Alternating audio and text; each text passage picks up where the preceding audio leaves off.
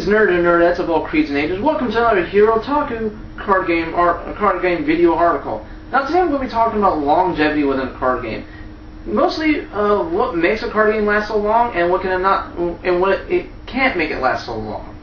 Now the first thing I'm going to mention before I hit any card game at all is the card game boom. This was an event that happened between 2000 and 2001 to around 2005, where pretty much everything that was popular and making money at the time had a card game. I'm talking about Sailor Moon, Yu Yu Hakusho, Fullmetal Alchemist, basically any animated series, Shaolin Showdown at the time, Star Wars, Star Trek, wrestling had a card game, Resident Evil, and baseball. Yes, baseball had a card game at the time, but most of these card games did not last long. Yes, some of them got a following and made enough curiosity sales, because you basically bought a starter deck because you wanted to see how it was, to make a second expansion, and that was about it. And then some of them actually got rumors for a third expansion, but of course the sales of the second expansion didn't make enough. Now I bring this up mostly because these are good examples of them. This is a good example of people just trying to get stuff out there and not really think about what they're doing. Well, that and mostly at the time, I'm going to set this up for you. It's 2000. It's the year 2000. The year 2000. Yeah. It's the year 2000. Pokemon, it's at its best. It is at the height of its popularity, right before the very start of its decline, to the point of everybody, and I mean everybody, knew what Pokemon was. So when the card game came out, everybody wanted to try the card game because, well, of course, it was frickin' Pokemon. At that time, if either you loved it or you hated it, and of course, if you loved it, you wanted to give it a shot. And of course, when that came out, everybody just ate it up. Now, thanks to Pokemon and several different factors. Now, I'm mostly talking about the US on this, so please don't argue about the Japan having certain things first and all that. Now, when that came out, that was also thrown into the same stores that had Magic in the back. Magic did have a following, but it was small at the time, because at the time there was no real competitor. So this was really sought out as like a really limited hobby shop type of game. None of my local stores carried it, but then again, I live in a small town in Louisiana. But thanks to Pokemon creeping its way into the same area as Magic started to get a little bit more popular. And thanks to both of these card games becoming more in the limelight, Yu-Gi-Oh! The marketing geniuses at 4Kids saw this and went, hey, card games are really popular right now. There's a show in Japan called Yu-Gi-Oh! Let's bring that over and see what happens. It's brought over, and within the first 5 episodes, there's a demand for the card game to be brought over.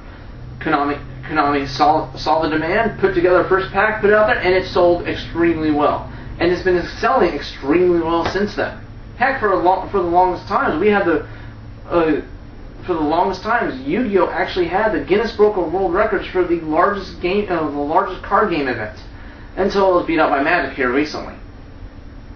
But thanks to Yu-Gi-Oh! Really hitting off the card game popularity, that's where it really boomed off. Now it goes into question: what really makes a card game popular? Is it the popularity of the thing it's trying to represent? Was it just the popularity at the time? Or what was it?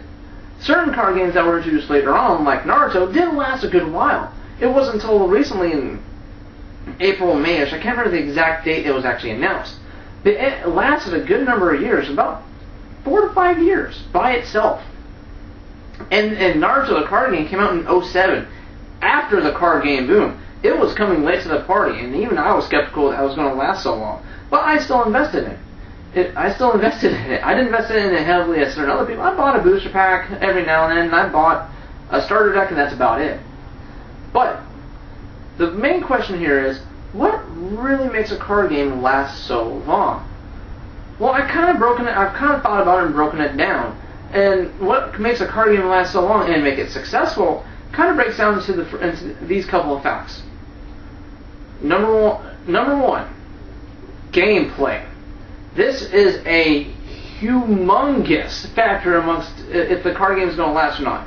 If the card game is too complex and too convoluted and too, not spammable, but too complicated for even a person like me to a card gamer like me to even comprehend, it's not going to last long. But for somehow, and the best example is Digimon.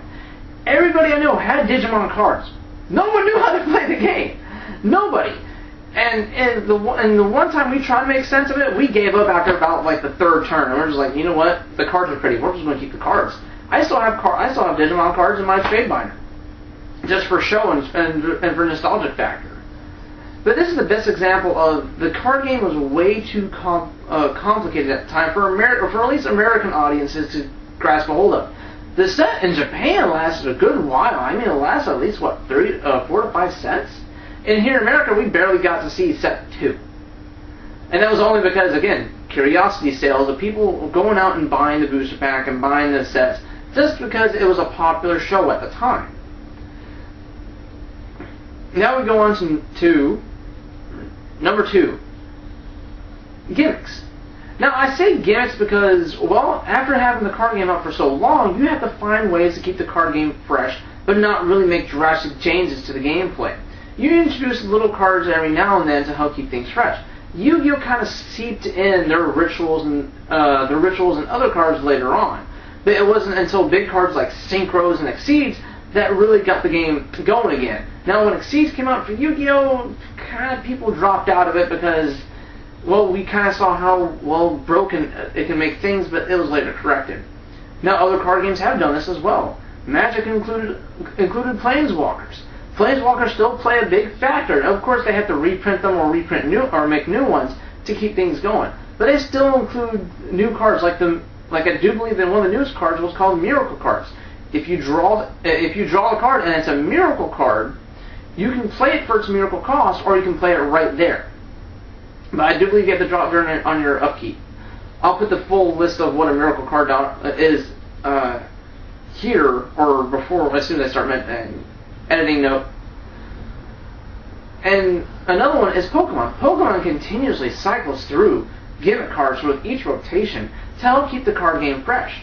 I mean, they tried to start new things, but after Nintendo took over, they realized, hey, we can't really do new things to the gameplay. Let's just try to keep things simple to gimmick cards. That way it will increase sales, and not to mention, it'll just keep the gameplay nice and simple. Now, that isn't the idea. Not really impacting the gameplay that much, but also at the same time, not really impacting the gameplay that much, but also keeping people interested and want to keep investing in that card game. Now, I'm going to bring up Herotaku. This is the gimmick other side of the coin. Making the card game nothing about the gimmick. The way you played Herotaku was basically you took a character card, which was a one solid card, and to make attacks and spells, you put see-through 3D holographic cards on top of it. Now, that's a nifty idea for a kid to play this game for fun, to mimic the kids off the show. But to play this in an actual tournament, it's not doable. Because people in tournaments want to protect their cards at all times with sleeves. Which means every time you want to use one of these attack cards, you'd have to remove it from the sleeve. Heck, even they were self-aware when they made a tournament edition, they had to include something to hold your hand because half the cards in your hand were see-through. And I don't mean, it's only the parts where it's the effects. No. The parts of the attacks that were swirling, that looked like the swirling around the characters, you can see them. So, you can say, you have that powerful fire spell and weakness. Well, I have this powerful water spell to counter it. Oh, well, you have that water spell, I have this lightning spell, and I'm using Pokemon Tactics. But you get my idea. This was the idea gone wrong. Now, the ambition was there for the card game because the advertising did its job. I mean, it sold itself to stores everywhere. I mean, there was a lot of stores. Even my local store had this card game available for sale because the advertising was doing its job. But what really got me was that they had the guts to make a tournament box edition, and was hoping that this game would pick up in tournaments all over the nation and keep the sales going. But the problem is, it was too apparent that this was aimed at younger kids. And to give you an idea, within a month of all these stores getting this product in, it was on clearance within 3 weeks. All of it. I mean, from the cards to the action figures to the tins, all those was on clearance within 3 weeks. That was horrible. Even the show failed. Now, okay, again, like I said, the ambition was there for the card game to succeed, but the other factors, the gameplay and the advertisement wasn't really there. Monsuno's kind of doing it a little bit right, but they're trying to spread themselves out way too thin. They're trying to copy Bakugan, they're trying to copy Beyblades, they're trying to copy I'm just going to say card games in general, because there's too many divisions of the show going on. And they got an anime to help aim this towards kids. But the problem is that they're spreading themselves way too thin. And again, this is showing with the Monsuno stuff lasting a little bit in stores, but it's not lasting any much longer. It's starting to go on clearance everywhere because it's not selling anymore. Everybody got the little curious, oh hey, let me try this out, and that's it. It's going off of those sales.